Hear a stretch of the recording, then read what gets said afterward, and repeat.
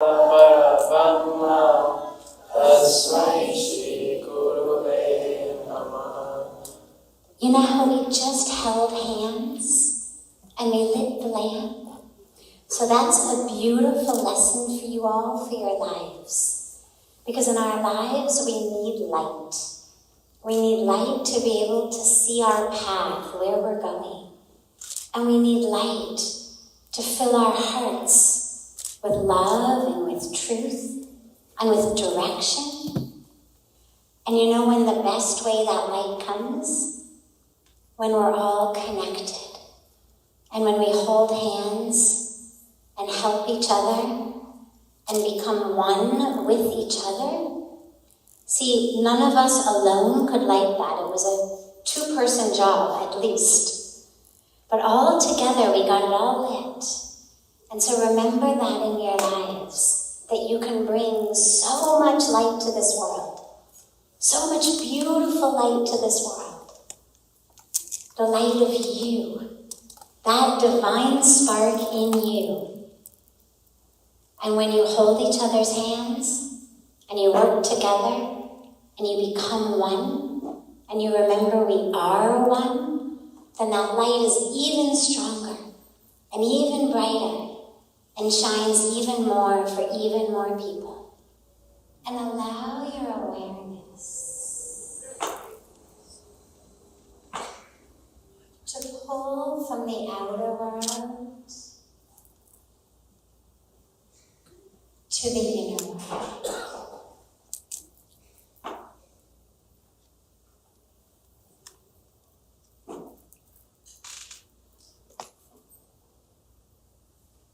Feel that awareness. Literally unhooking from all of the sights and the sounds and the sensations in the world around you. Feel it unhooking from there. And feel that awareness pulling inward.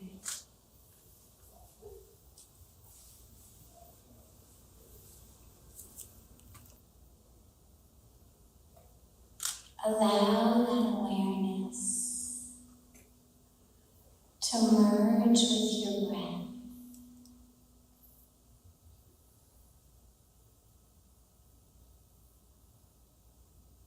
Don't try to change the breath. Don't manipulate it, but just allow the awareness to merge with that breath as it flows in and flows out.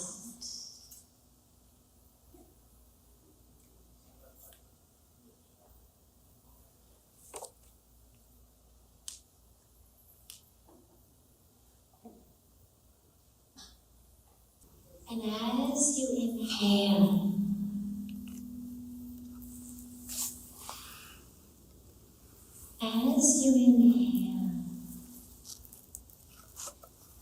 and as you exhale, you can chant a very beautiful, simple mantra to yourself with the inhalation and exhalation. And that mantra is so powerful. It means I am that. I am one with the universe. I am one with the Creator, one with the creation. I am that. So as you inhale, just chant it so gently to yourself.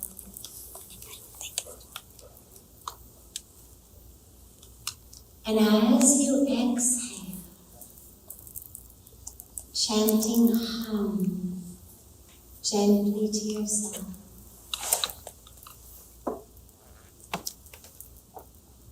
So on the inhalation, so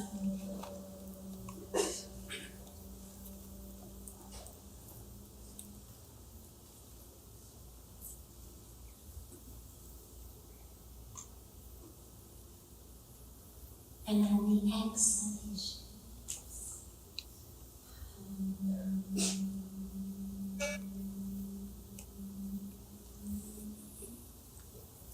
take the breaths at your own pace.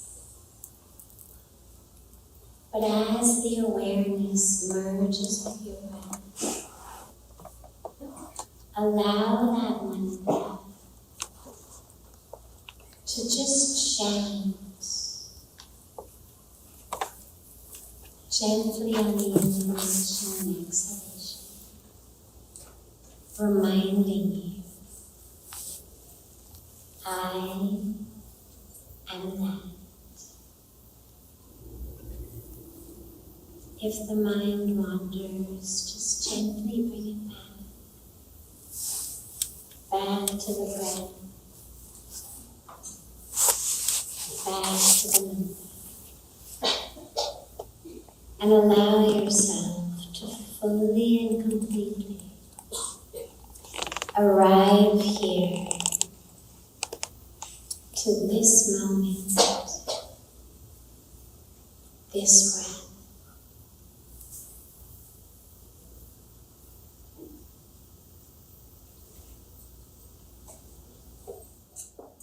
Slowly and gently, bring the palms of your hands together at chest level and gently rub them against each other.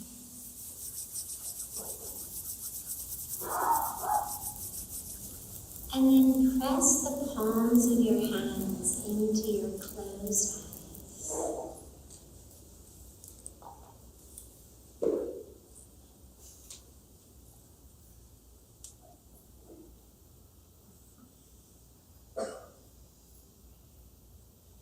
Slowly lower the hands and open your eyes.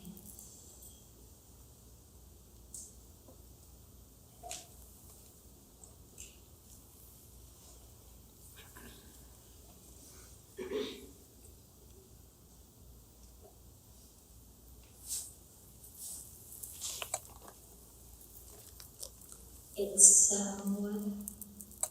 so beautiful to be back here with all of you. So beautiful to be back at Manav Seva Mandir after it's been 2 years since I've been here. But I'm especially so glad to be here in this program that's really the first that we've done on this level of focusing on younger people, focusing on people more in the modern Western world. Typically when we're here, it's much more focused on the older generation, with as much as possible in Hindi and Gujarati, and focused much more on scriptural teachings. And I'm so grateful to our beautiful board and the trustees, our Jairambai, Dayabai, Ishwarbai, Vikrambai, and all of those who have come together to bring this program to fruition. Now, when we talk about why spirituality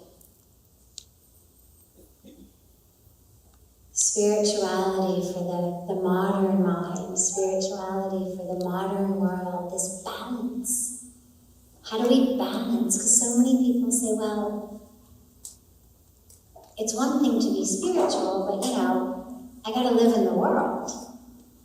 What about living in the world? What about my school, my job, my relationships, my friends, my fun? What about all of that? Now, one of the things that we're taught in the education system here in America is to ask a lot of questions. And it's great. It turns us into question askers. Now, there's something very beautiful about the tradition in India where we just do that which our parents and grandparents have told us. You would never dream of asking why. They said so, so we do it.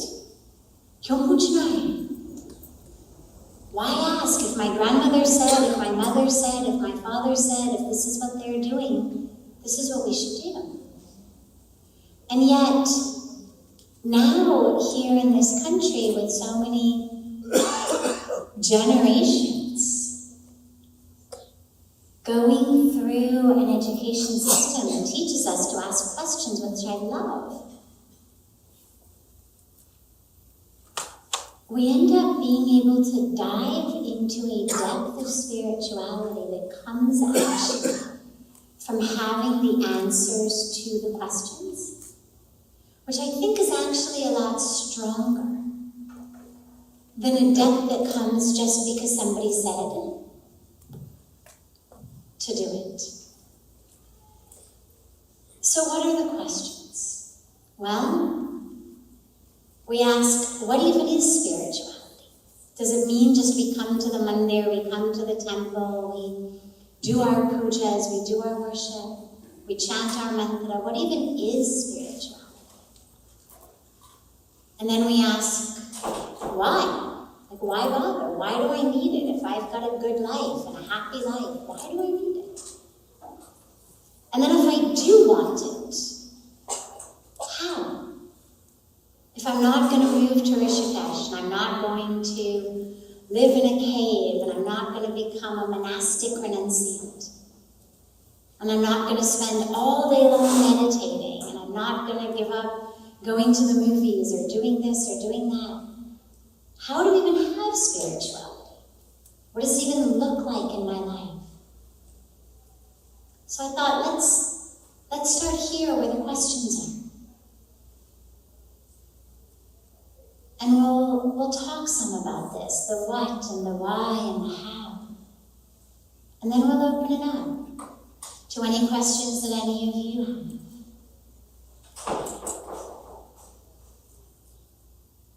The what of spirituality is really interesting because a lot of people have a lot of baggage around it. There's a lot of drama, a lot of baggage around religion and spirituality. Oh, it means this. Oh, it means I have to do that. Oh, it means you can't do this. Oh, it means that. Spirituality literally means pertaining to spirit, of spirit. Meaning, there's two ways to look at the world. The materialistic perspective, which says we are matter, I am matter. What I weigh, my height, my mass, my density, my color, this is who I am. And this is where I end, right here. And then there's this empty space. And then you begin over there, and that's who you are. Your size, your shape, your density, your color. And then there's empty space, and then you begin over there. That's the materialistic way of looking at things. We are matter, we are individual, there is space between us. Spirituality says, you have a body, but you're not the body. You are the spirit. And that same spirit that runs through you runs through me, meaning there is no place I end and you begin. There is no space between us. That's an illusion. I don't end here. That's just because my eyes are not good enough to see that I'm actually energy. Put me under an electron microscope, and what are you going to see? Whirling energy. fine line, our eyes just can't see it. So spirituality says you are spirit. You are not separate from each other. You're not separate from the divine. For me in my life, I literally have started calling this, we launched my memoir here 2 years ago, Hollywood to the Himalayas. And the memoir describes my physical journey of my body, quite literally, as Vikram Bhai was giving in the introduction, from Hollywood, from LA, to the Himalayas 27 years ago almost. And that's a fascinating story, an amazing story. And yet, you don't all have to go from Hollywood to the Himalayas to have that experience, to have the healing, to have the transformation, to have the freedom, to find the joy. What you have to do, and this is that material to spiritual, what is spirituality, is shift in the mind from what I call the Hollywood way of thinking, which says you are a body. You are what you look like. You are your history, where you've been. You are your bank account. You are your age. You are your relationships. You are your drama. This physical body and everything about it, that is who you are. And so we suffer. We suffer because as we live in this body and we live in our stories, we don't feel like we're enough. We're not successful enough, or beautiful enough, or happy enough, or popular enough. We suffer competition, comparison, all the time. The Himalayan way of thinking says, it's the spiritual way of thinking, not the material way. It says you have a body, but you're not the body. You are the spirit, you are the soul. You are the essence. And that's where suffering ends. So spirituality does not mean you have to perform a certain type of ritual. It doesn't mean you have to chant a certain mantra. It doesn't mean that you have to worship God in one way or by one name. It literally means that you make a commitment to focusing on spirit rather than matter. Matter's good. It's nice to have a chair to sit in. It's nice to have eyes to be able to see the chairs so that we don't trip all over them when we walk out. It's nice to be aware of the body, aware of each other's body, aware of things in our space. But we don't identify as them. And it's a commitment to see yourself and to see others as spirit, meaning divinity, meaning not separate from you, one with you, whatever the package may be. And then we shift into the why of spirituality. Okay, so that's the what. Well, then why? Like, why does it matter? Okay, so I see myself as a body, so what? Why does it matter? There's no rule that you have to. I'm not the spiritual police. I'm not going to sit here and tell you, you must. But what I will tell you is, if what you are looking for is to become free from depression, anxiety, that sense that so many of us have where we go up and down, our friends are nice to us, so we're happy. They're not nice to us, so we're not happy. We get a good grade on an exam, or we get a promotion at work, or we get appreciated by a loved one, and we're happy. We don't get the grade we wanted, we don't get the promotion we wanted, we don't get the appreciation we wanted, so we're not happy. This constant up and down. If you want to be able to really tune in and tap in to your talents, your abilities, your internal gifts that you individually have to give the world.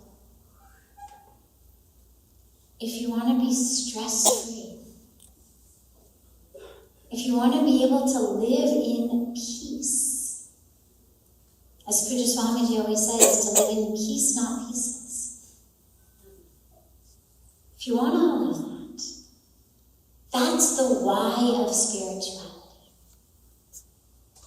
If you're wondering the why, that's the why. On the deepest, highest level, the why, of course, is so that you know the truth of who you are. So that you connect with that divine within the self. But for a lot of us, when we're young, that's not really what's on our mind. If you say, all right, what's your greatest concern? Very few will say, to really know the deep truth of myself.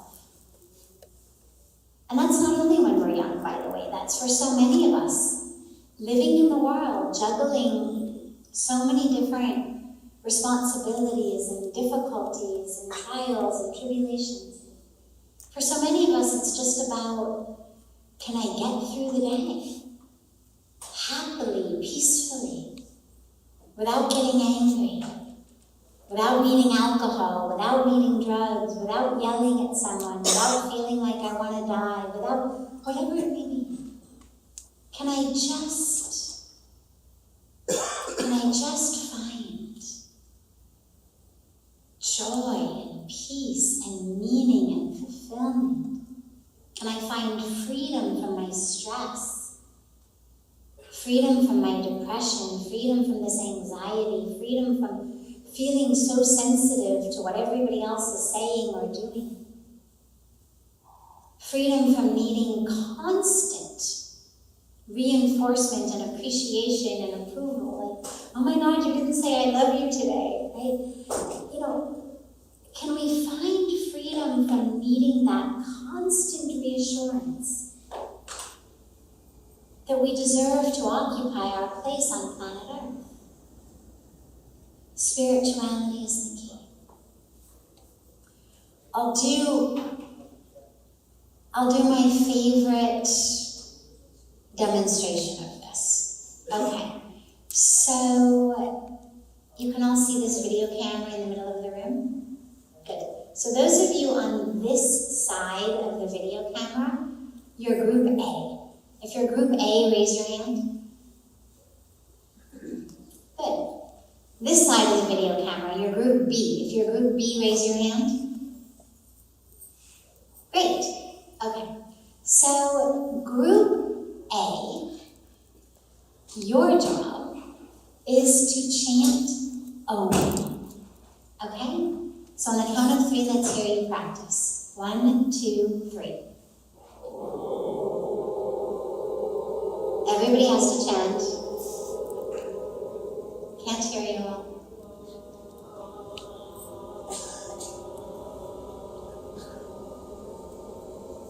Great. Group B, your job is to make as much ruckus, as much noise as you possibly can. Now, people always think I'm joking. I'm not actually joking. I'm really serious. As much noise as you possibly can. Clap your hands, stamp your feet, whistle, whatever it may be. But your job on the count of 3 is to make as much noise as you can. 1, 2, 3.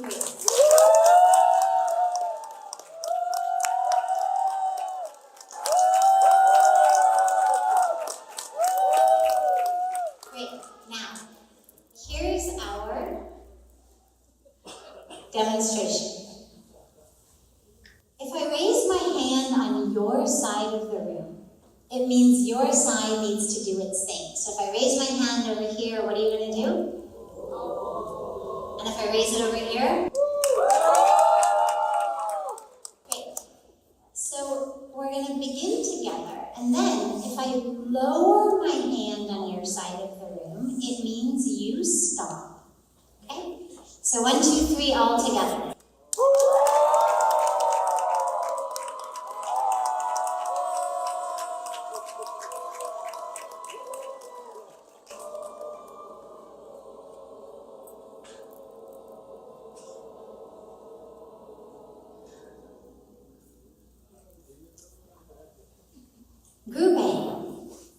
Did you all just start chanting Om when these guys stopped making noise, or were you actually chanting it the whole time? Could anybody hear them? Anybody? No, nor could I. I love this demonstration because this is what we're looking for in life. This is what we call peace, divine connection, grounding, anchoring, centering, a spiritual life. We're living in a home. But what most of us do is we want to figure out how to somehow go out somewhere and get it. What can I buy, do, achieve, attain, learn, so that somehow this will come into my life? The problem is, as long as you've got this going on,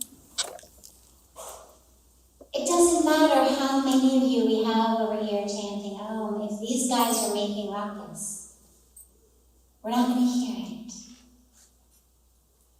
The key to having this in your life is to quiet the ruckus. The Om is already there. It's there. It is who you are. As you said, it was there from the beginning. We don't have to get it from outside. It's there. The problem is that this is what goes on in most of our minds. You're not enough. You're stupid. He's stupid. This whole thing is stupid. I can't believe I did this. What if that happens? What if this doesn't happen? Oh my God. This is the constant noise in our mind. Nobody likes me. People think I'm stupid.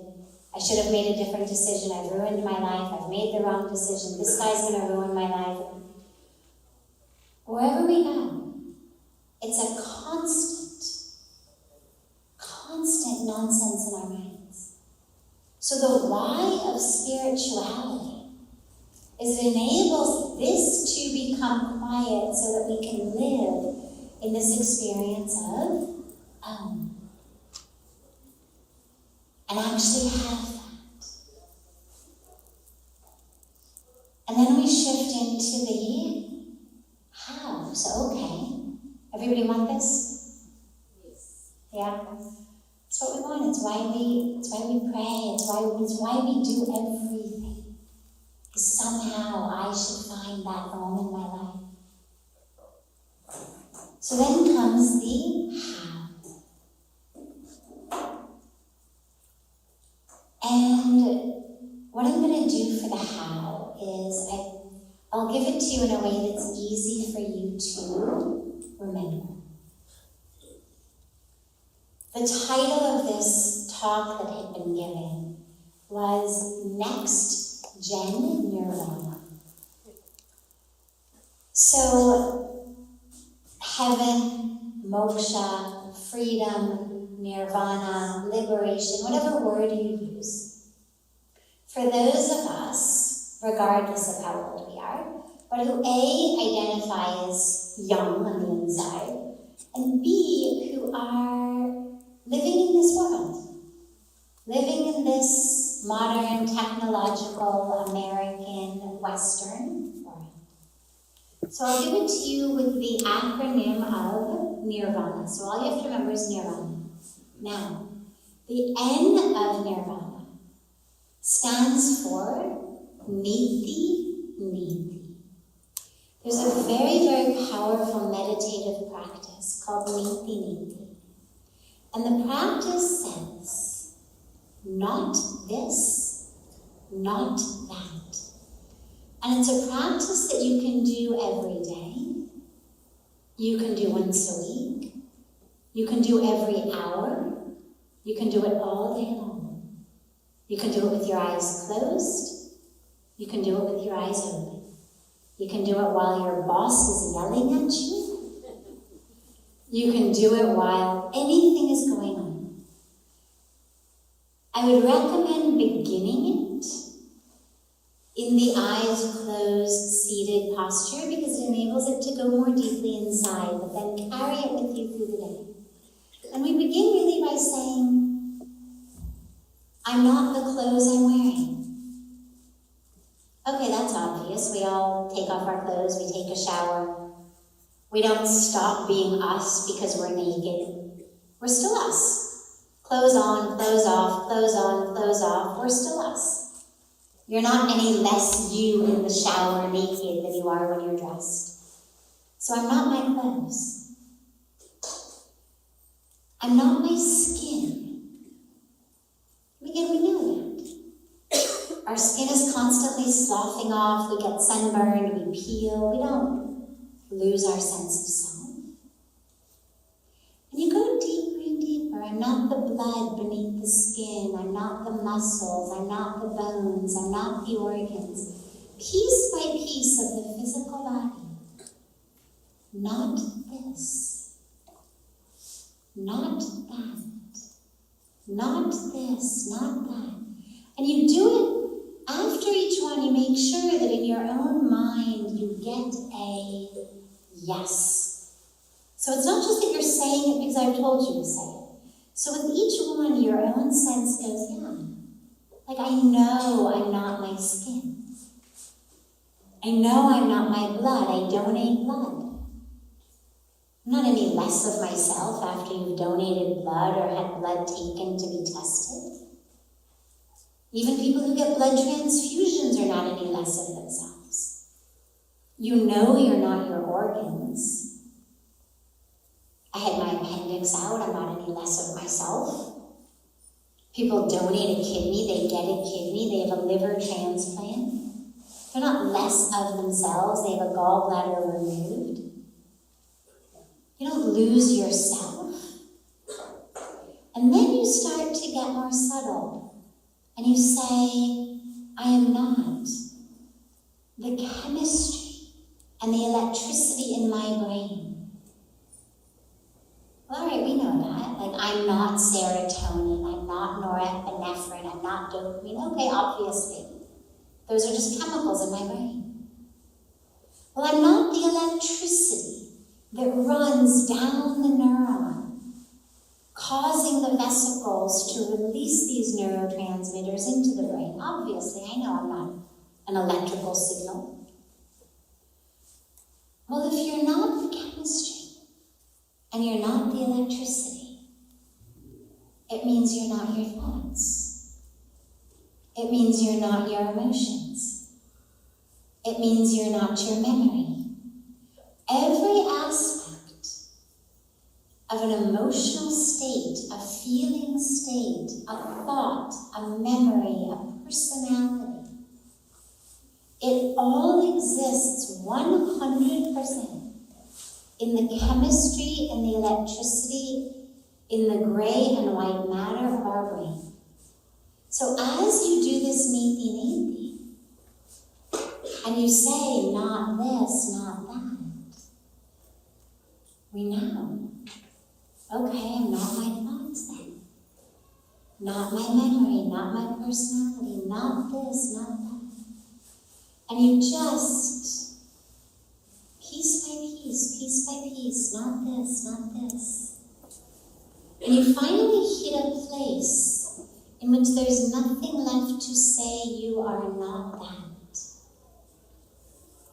And it's a place that, as Hindus, we tend to refer to it as everythingness, punyana.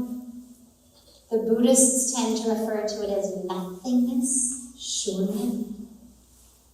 But it's the same place. And you can do that during your day. If someone is saying to you, you are stupid, you are worthless, you are this, you are that, most of us take it in, oh my God, I am. But just say to yourself, not this, not this, not this, not that person's projection, not that person's issue, not the chemistry and electricity in their brain. If I'm not the chemistry and electricity in my brain, I'm certainly not the chemistry and electricity in somebody else's brain. I'm not the words coming out of their mouth. I'm not the blood rushing to their face. I am not that. When you walk by a mirror or your reflection somewhere and you see the body, whether you look at it and you say, ah, beautiful, so good I'm looking.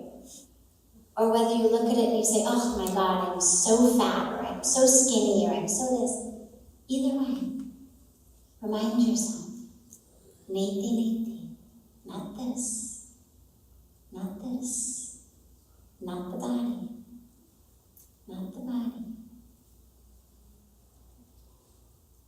When you get a raise, when you get a promotion, when you get fired. So in both the positive and the negative, remind yourself. Neither we get a promotion, oh, I'm the smartest, I'm the best, I'm so good, that's why I got it. But then of course when you don't get it, you feel like, oh my God, I'm the worst, that's why I didn't get it. In both cases, not this, not this, not this, not this, neti neti. So that's the N of Nirvana.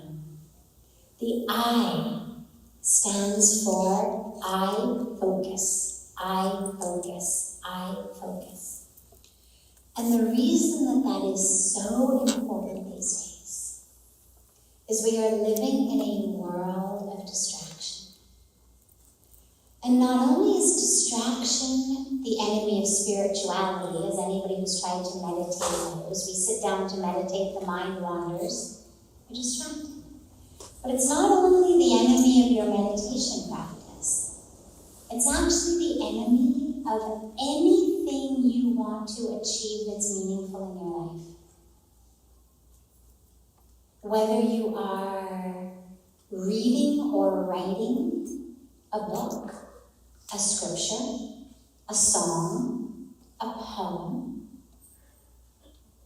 whether you are having a deep conversation with someone,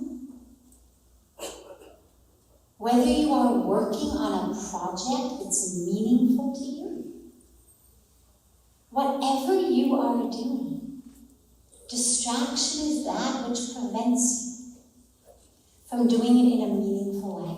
And yet, it has become our way of being.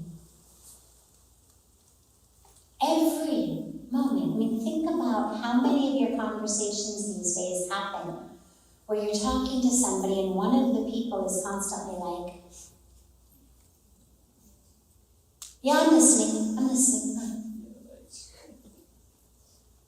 It's become normal. We're used to talking out of the tops of people's heads because they're like this. We've become so distracted. You're talking to somebody, you're doing something every minute. It beeps, it blings, and this is just a microphone, but imagine that this were an actual phone. It beeps, it rings, it buzzes, it vibrates. You get a notification, constantly our attention goes there. And not only is it incredibly rude to your friend, to your loved one, to your children, who feel like they're not nearly as important as whatever's just shown up on mom or dad's WhatsApp. The kids are trying to tell us something, and every time you see a notification, you look at it. But it actually does something even worse to us. It's ruining our minds. I read an amazing study recently that I love. I've been sharing it everywhere. Gets an average of 3 minutes at a time to be working without being distracted. 3 minutes. That's all they get. Now, that was part one of the study. The second part of the study really shook me.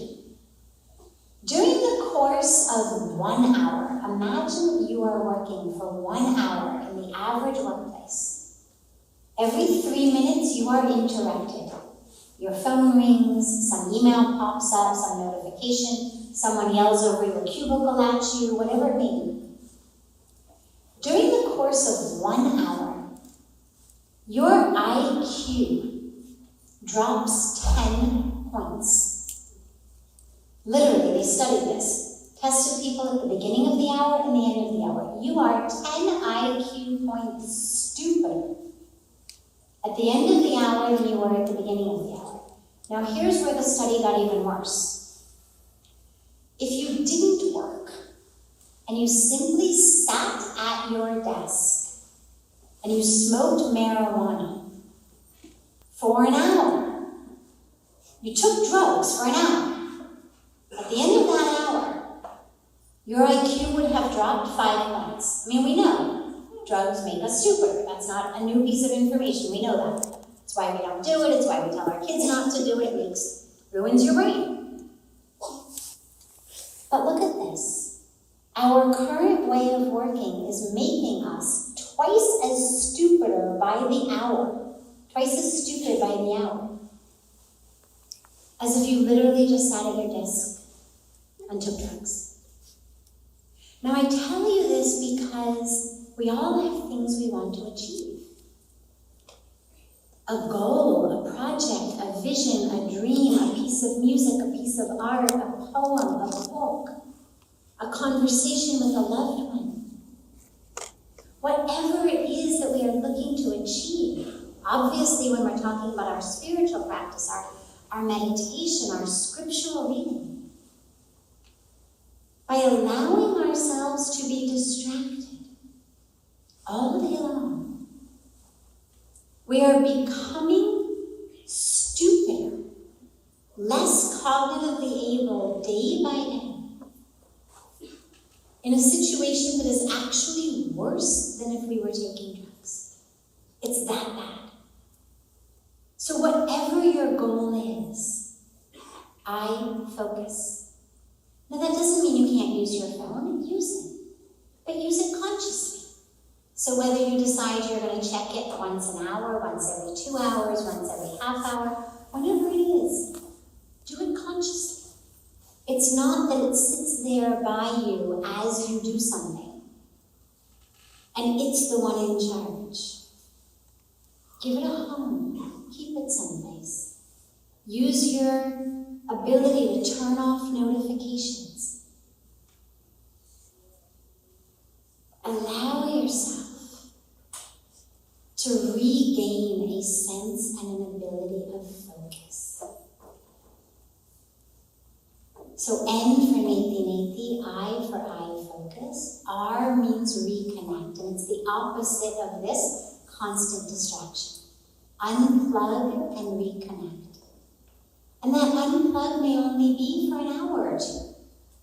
I know a lot of people don't live lives where you can unplug for days at a time. That's okay. But just make a conscious decision that there will be times in which you are simply in the present moment. Whether it's your meditation, it's your prayer, it's your puja, it's your reading, it's your conversation with your children. It's your walk in nature.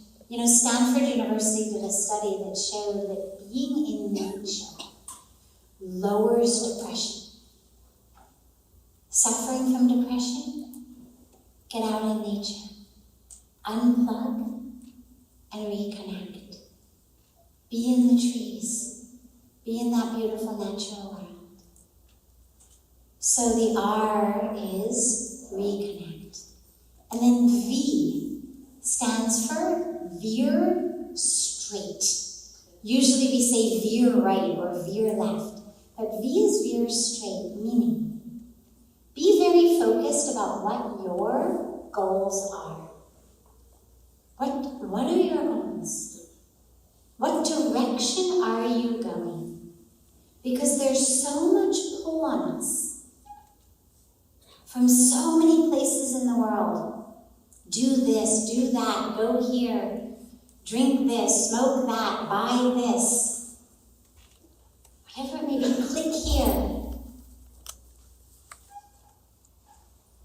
If we're not focused of exactly where we know we are going, what destination do we want to end up at? On both a spiritual level, an emotional level, a life path level,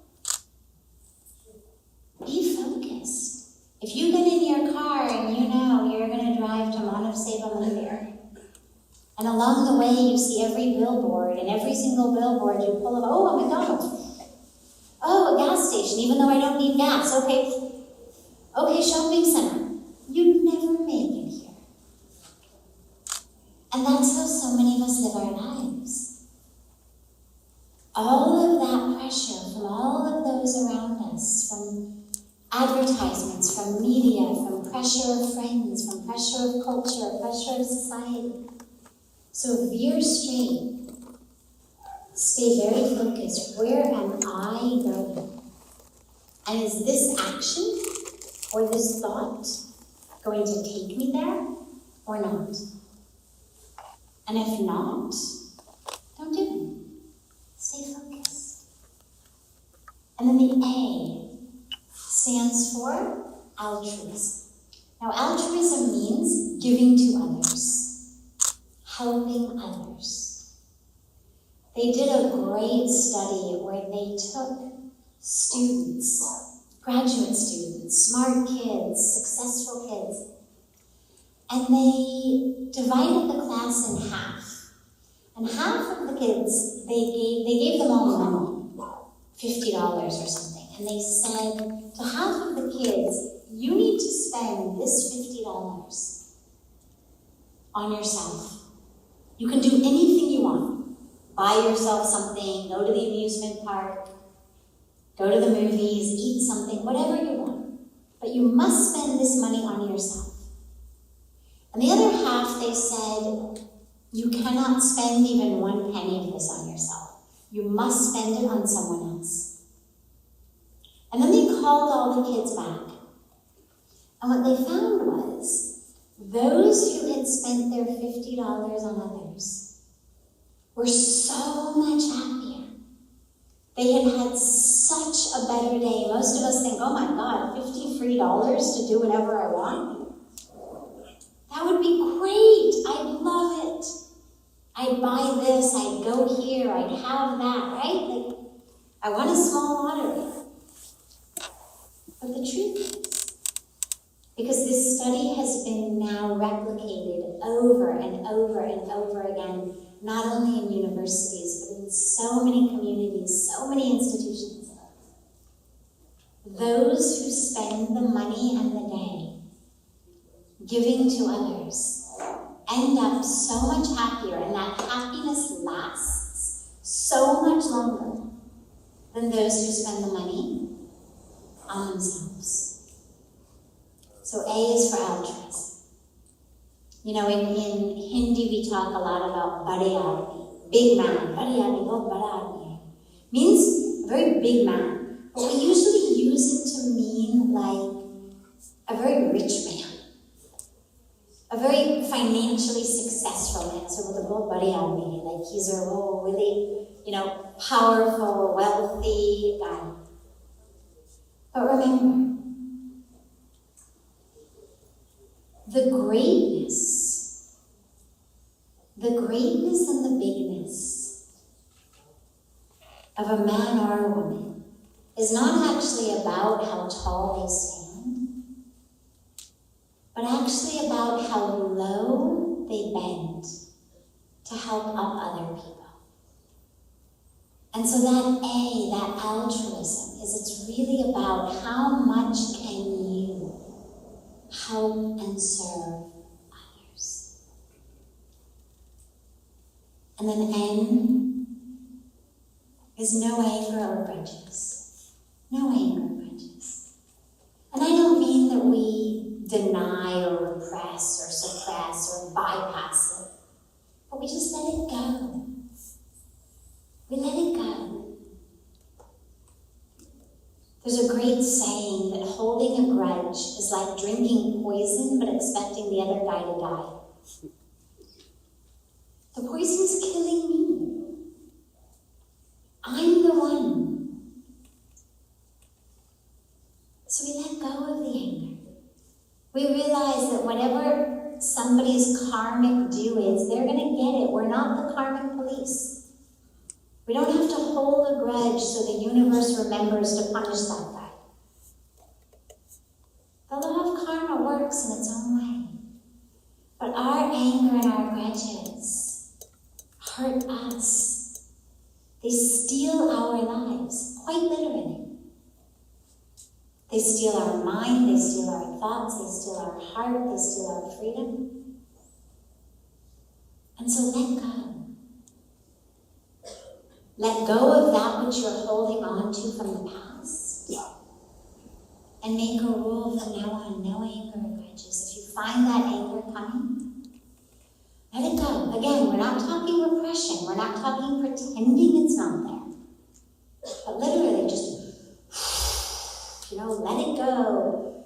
Hug a tree, flail your arms, do whatever you need to do. Literally, get it out into the universe. Take a shower. Do something that literally, physically, physiologically makes you know I am now out of me. I'm free from that. And then lastly, and we'll have time for questions before I end it. Lastly, the last A stands for authentic self. Authenticity. If you can't live in your authenticity, you're not sharing the greatest gift of who you are with the world, which means that you're not fulfilling your Dharma. Dharma is this very big concept in Hinduism and in Buddhism as well. It's a core concept, it's a tenet of how we live. We live according to Dharma. But there's two types of Dharma. And one is what you can think of as universal Dharma, which is be nonviolent, be compassionate, be generous, have integrity, right? These good qualities. But then there's individual Dharma. We all have different Dharma. We have different purposes. We're here to express and manifest God's grace and God's presence in different ways. Like a flower garden manifests that presence in different ways, like a fruit orchard manifests in different ways. We are here to manifest in different ways. So when we talk about authenticity and your authentic self, it means live your Dharma. Don't look at somebody else and try to live their Dharma. Don't expect them to live yours. And don't hide yourself or feel like somehow you have to be like someone else. I can make you one promise. There is no one who has ever come onto earth whose Dharma is to keep the neighbors happy.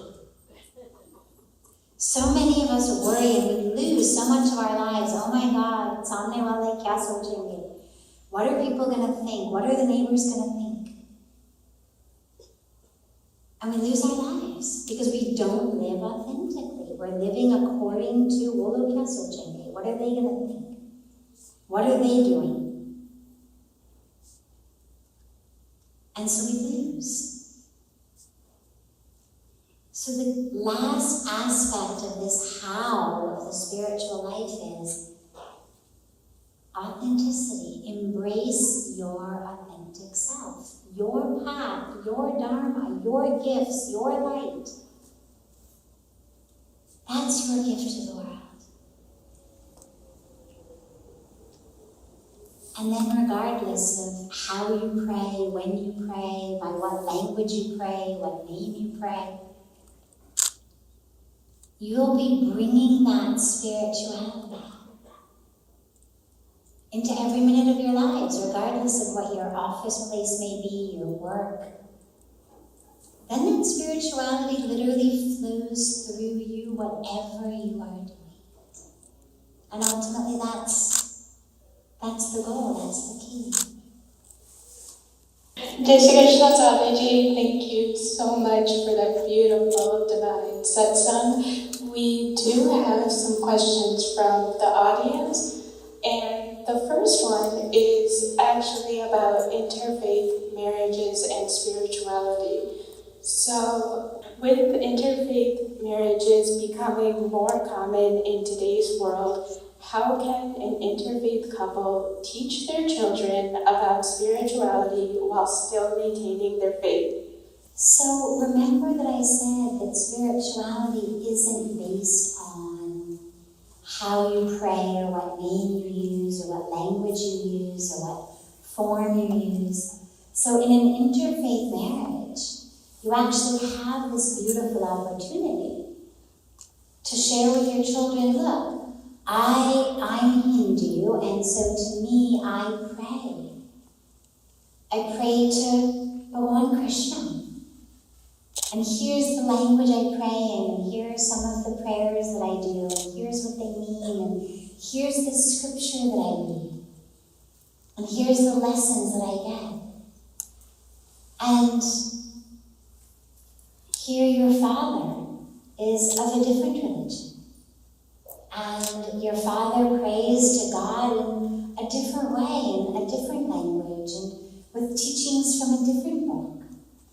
But as long as the parents are connected spiritually, then they're going to be able to give their children that beautiful awareness that, look, whether you say Krishna, whether you say Christ, as long as we are connecting and we understand that this is the supreme reality, with infinite names, infinite forms. I mean, in the Bhagavad Gita itself, Lord Krishna says, I appear to the devotee, however the devotee worships me. By whatever way the devotee worships me, I appear to the devotee in that form. So we've been given it in our scriptures. I appear to the devotee, however the devotee worships me. So what's important is that we stay focused on oneness and spirit that flows through all. And whatever name or form or language we use, no problem. But I'd say make sure to actually, you don't want to go non-religious because you've got two religions. Give them both. Here's how we do it. Bring them to the mandir, give them the teachings. And then give them also the teachings of the other religion as well. Let them be religion-full rather than religionless. A lot of times it's so easy to just say, well, we have two different religions, so we're going to go religionless. Go religion-full. Give them both. We have to be very conscious about positive changes we want to execute, but we are never always conscious. Muscle memory always takes over, and autopilot takes over, and by the time we realize it's too late. How should we proceed? So, this is a bit of a cop-out. Meaning, yes, we have habits. But to say that I make a commitment, for example, let's say, that I'm not going to smoke, or I'm not going to drink, or I'm not going to raise my hand and hit my wife or my husband or my child. And then to say, well, I wanted not to, but the muscle memory was so much that, before I even knew it, my hands were just smoking the cigarette and I had nothing to do about it. That feels to me like a cop-out. Now, habits are very powerful. I know that. But don't convince yourself that it's just muscle memory that has somehow opened the package of cigarettes and pulled it out or raised your hand and hit the one you love. No. This is why we have what we call buddhi, intellect, shuddhi, our purity. And we have free will. We are not robots. Yes, we have habits, but you created the habit. You can uncreate the habit. Dealing with addiction is very difficult. Not to make it light, it is not easy. Especially when you're dealing with substances. But it absolutely can be done. Absolutely it can be done. This is not muscle memory. Muscle memory is what enables you to play a piano piece that you've played 1,000 times without thinking about it. Muscle memory is what enables you to drive from the office to the house while you're on the telephone, and then you'll arrive at the house and you don't even remember making the turns because you were so busy on the phone. It's not a very safe way to drive, I don't recommend it, but the point is, you get home because your muscle memory remembers how to do that. But do not blame it for the cigarette, for the alcohol, for the beating, for the whatever it may be. Use the power of your mind to change that habit. And there's all sorts of tools and techniques. One of my favorite, it's so easy, is you just take a little thin rubber band and you put the rubber band on your wrist. Now this part of your wrist is very, very sensitive. It's very sensitive. And if you fling the rubber band against this part of your wrist, it really hurts. Every time you find yourself doing whatever you said you don't want to do, whatever habit it is, something small, something big, you fling that rubber band. And slowly what happens is the mind starts identifying, let's say it's cigarettes, the mind starts identifying pulling that cigarette out with this very painful experience. And the minute the mind now starts to think about a cigarette, immediately it goes, ow, ow. And you can use it even for things like gossiping, like being negative, like being judgmental. All of the other insidious habits that fill our minds and our lives and keep us off our spiritual path. Every time you find yourself saying something negative about someone, and you'll see how quickly you stop. Other ways are financial. Keep a glass jar, or any kind of jar, and make a commitment that every time you smoke a cigarette, have the alcohol, raise your hand, gossip, whatever it may be, you are going to put a certain amount of money into that piggy bank. And it should be enough to hurt. Right? I mean, if you're a multi-millionaire, don't make it $5. If you're a student, $5 might do the trick. It should be enough to hurt. And then that money must be donated to some organization that you don't actually believe in.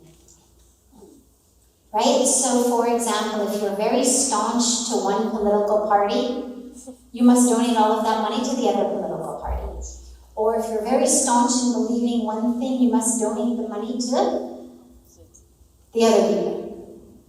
So not only are you losing the money, but you know it's going somewhere that is exactly opposite of what you believe in. And you'll start to see how quickly you start to break habits. And that's the thing with habits. They're just habits. There's impressions on our psyche. Make new ones, but don't blame your muscle memory. Can you explain the significance of touching the feet of our elders and why it's common practice in Indian culture? So why do we touch the feet? Well, it's not only of our elders. We bow. So there's two aspects. One aspect is the feet themselves, and that's because it's believed that the feet actually carry a great Shakti. It's why we touch the feet of the Guru. It's why we touch the feet of God. There's an energetic transmission that comes from the feet. And so we touch the feet for those blessings from our elders, from the Gurus, from God, of course, and the Mandir. But there's another another part to it as well, which is the aspect of bowing, because of course, in order to touch the feet, you have to bow. And that bowing reminds us to bow. It keeps us humble. Puja Swamiji says, Jukta to wohe, jisme jaan hota hai, akar to murde, pehchan hota hai. Meaning, the one who bends is the one who is alive. The distinguishing characteristic of a corpse is it doesn't bend. And so if you want to stay alive, not just in the body, but internally, energetically, emotionally, spiritually, you better bow. Otherwise, you're no better than a corpse. If you can't bow, you're no better than a corpse.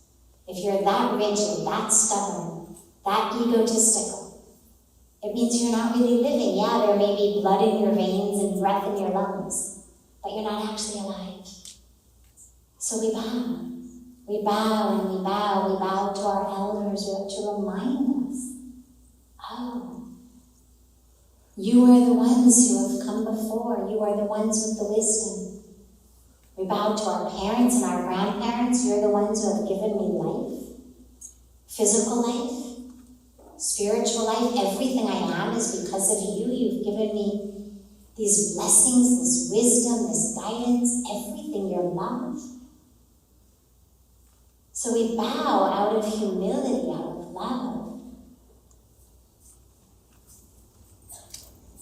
That bowing that we do to them, that we do to the Guru, that we do in the Mandir, reminds us in our lives as we move through our lives to keep bowing, keep bowing.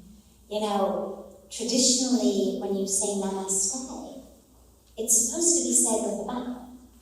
You know, these days, oh, namaste, namaste, namaste, namaste, namaste. But that's not actually how it's meant to be done. Namaste literally means that divinity in me recognizes and bows to the divinity in you. It was meant to be a bow. So it keeps us very humble. The more you bow, the better you are. Question is, if we follow not this, not that, how do we decide or inspire ourselves to set higher goals to achieve material things in the world? Don't we become passive by letting go all external material things? Great. So this is the perennial question of, wouldn't enlightenment make you lazy? Or wouldn't a spiritual path make you just so complacent that you wouldn't care? Not at all. And again, this is where I go back, for me, to my favorite scripture, which is the Bhagavad Gita. The Bhagavad Gita is this core scriptural tenet, giving us all of the lessons. And by the way, it's not only for Hindus. There's so many stories of great philosophers of every religion turning to the Bhagavad Gita. There's nothing in it that says worship like this, pray like that, chant this mantra, do this puja. No. But what it teaches us is stand up and do your dharma. It's the core teaching of the exact antithesis of not being inspired. The problem, though, as you say, as the questioner asks, how can we be motivated to work for material things? Well, that's a fire that burns out really quickly, whether you're deeply spiritual or not. Because the more you acquire, the more you realize my happiness is not in this.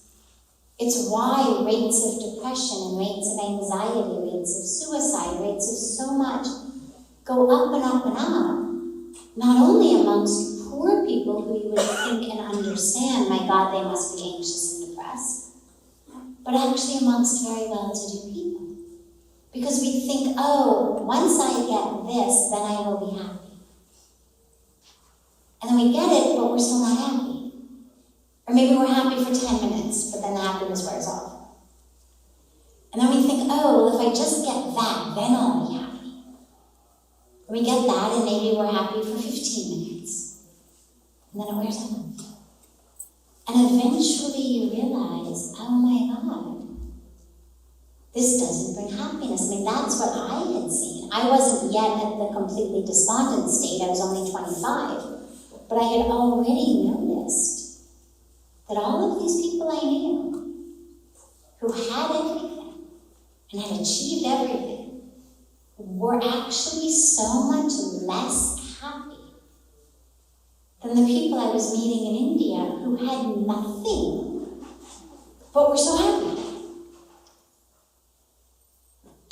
So don't work for material things, because all that's going to do is actually make you unhappy. Every time you tell yourself, if I just had that flat screen TV, then I would be so happy. If I just had a bigger flat screen TV, then I would be really happy. Oh God, his whole wall is a flat screen TV. If I had the whole wall as a flat screen TV, well, I still have to sit up to look at it. What if I had it on my ceiling? Then I could lie on my bed and watch it. I mean, there's no end. And there you are, lying on your bed, looking up at a flat screen TV, still miserable. So don't try to be inspired to work for material things, because it's not actually a good long-term path. Be inspired to work to give your gifts to the world. Be inspired to work to bring to this planet Earth that which you are uniquely qualified to do. And if along the way, what you are uniquely qualified to do turns out not to actually be lucrative, not to actually bring in money, that's okay. Not all of our dharmas are something that pay the bill. And that's where you end up with people who are artists or musicians or poets or gardeners or whatever they may be. And simultaneously, they are waiters or waitresses or lawyers or clerks or this or that to do something that pays the bills, so that there's food on the table. Because they also have a dharma to feed the family. Take care of the kids, take care of their parents, whatever it may be. So work, though, with a clear goal in mind of not what you're going to buy, but what is that which you're going to fulfill through this? What are you bringing to the world? And it may be something as simple as clothes for my kids, schooling for my kids, medicine for my parents. Or it may be something much more. Through this, I am bringing my gifts to the world. I am helping, I'm healing, I'm serving, I'm teaching. But work with that goal. Let the material stuff become a byproduct. Otherwise, the quest is just endless. Sadhviji's books and her social media cards actually on that table to your left. And Sadhviji does do satsangs every night, which are live streamed and shared on her social media and YouTube. And all that information can be found on the table to your left.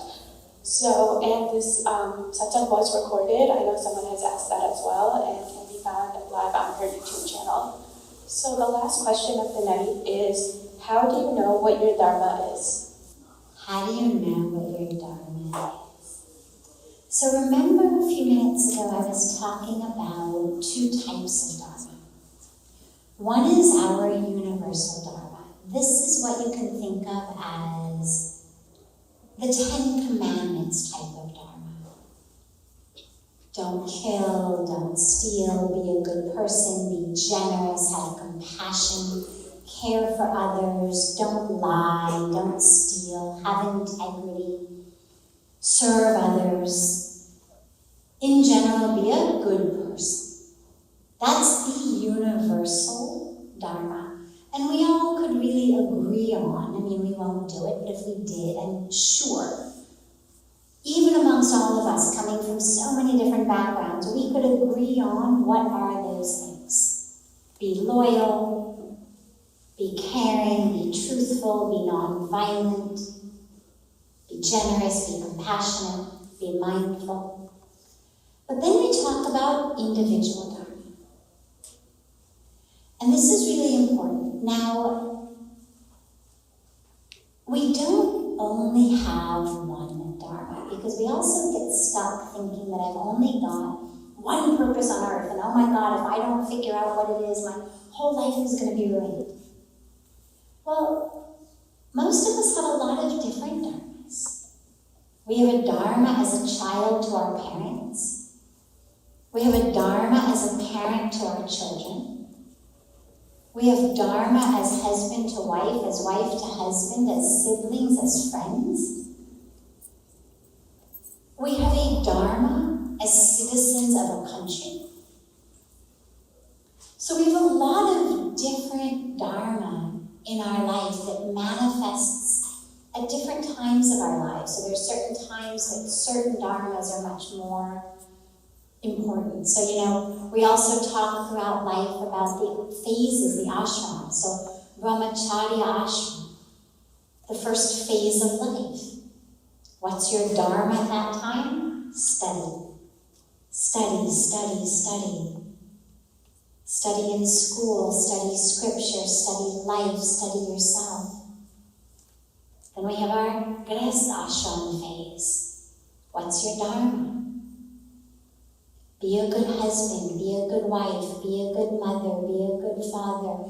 Give back to the community.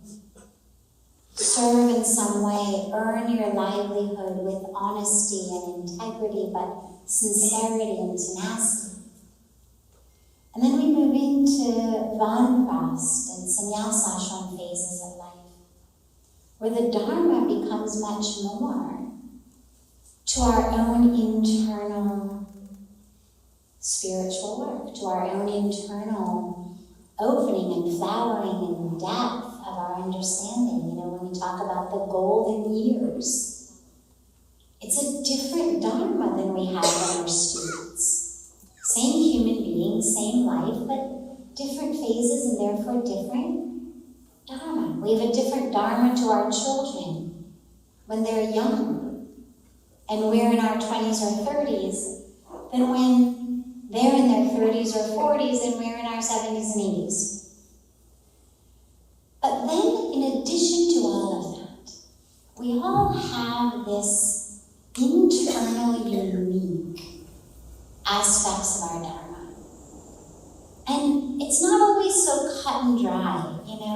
In the Bhagavad Gita it was very easy. Arjun's dharma, warrior, restore dharma, like fight this battle. But a lot of us, it's not always so easy to figure out exactly what it is, and that's okay. As long as you stay anchored and grounded and open in every moment, and true to yourself, you'll know it. The example that I always give is caterpillars somehow know how to become butterflies. They're never taught, they just know. They climb the tree, they weave cocoons. Millipedes don't, earthworms don't. Somehow the caterpillar knows my dharma is different than these guys. I don't know how, but it knows. Somehow seeds know how to sprout and become trees. There's a wisdom in the universe. And sometimes trees grow sideways because that's where their light is instead of straight up. How does it know to do that? I don't know. But I love these examples because they remind us there is an intelligence, there is a wisdom. And it's within us as well, which means tune in, tap in, reconnect. But most importantly, listen to it. The dilemma for a lot of us is we hear inner signals, inner callings. Do this, do that, be this, be that, don't do that. And instead of listening, we become like a metaphoric caterpillar who was surrounded by earthworms and therefore didn't actually climb the tree when it heard the voice that said to climb and leave the cocoon. Because the earthworms were all like, no, no, no, you're going to fall. We don't climb trees. No, no, stay down here. fool. Everybody's going to laugh at you. That's not what our forms do. Your place is here. And so we don't actually fulfill our Dharma because we are so busy worrying. What are the neighbors going to say? It's not what the neighbors did. Oh my God, it's a different decision.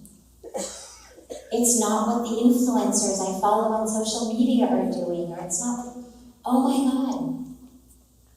And we get nervous. And we choose to conform to something that isn't us, or we choose to run away from something because we feel like we're not good enough. I couldn't possibly do that. I'm not that important. I'm not that talented. I'm not that qualified. I'm not that worthy. And so we slink back into our very small little corners. So I deeply believe that we all do hear that call at different times in our lives in different ways. And we just have to really have the courage to follow it. So it's not so much about how to know what your Dharma is, but having the courage to listen and follow. To know, hey, I'm a caterpillar, not an earthworm. Or an earthworm, not a caterpillar. There's certainly nothing that's objectively better about a caterpillar than an earthworm, but if you know you're an earthworm, the caterpillar's going up the tree and you know, hey, this is my place, I'm really good here. You go, have a great trip. This is my home, this is my spot. And just to know, internally, Pujya Swamiji speaks about our internal GPS that guides us, but we just have to have the courage to listen. Thank you, Sadhviji. If we could give her a big round of applause.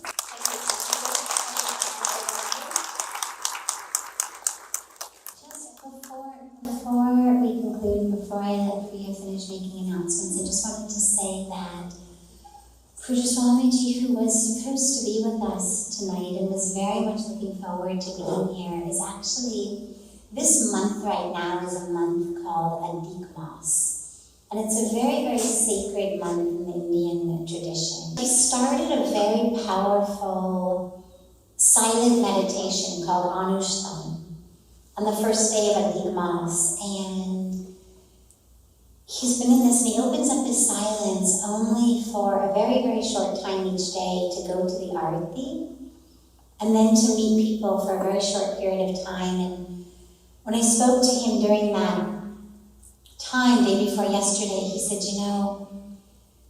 this power and this depth of this meditation right now, in the rains, in this Adhik Mas, feels like from here, I'm able to bring the blessings and the transformation to people, even more than if I got on the plane and showed up in the body. So he's fully here in spirit and in blessing and in presence and in essence. But physically, he's meditating in silence in the beautiful rainy season on the banks of Mother Ganga, praying for and blessing all of us and all of our families and communities and world. So he's sending all of his deepest love and deepest blessings for us here. And he said, I am there in spirit.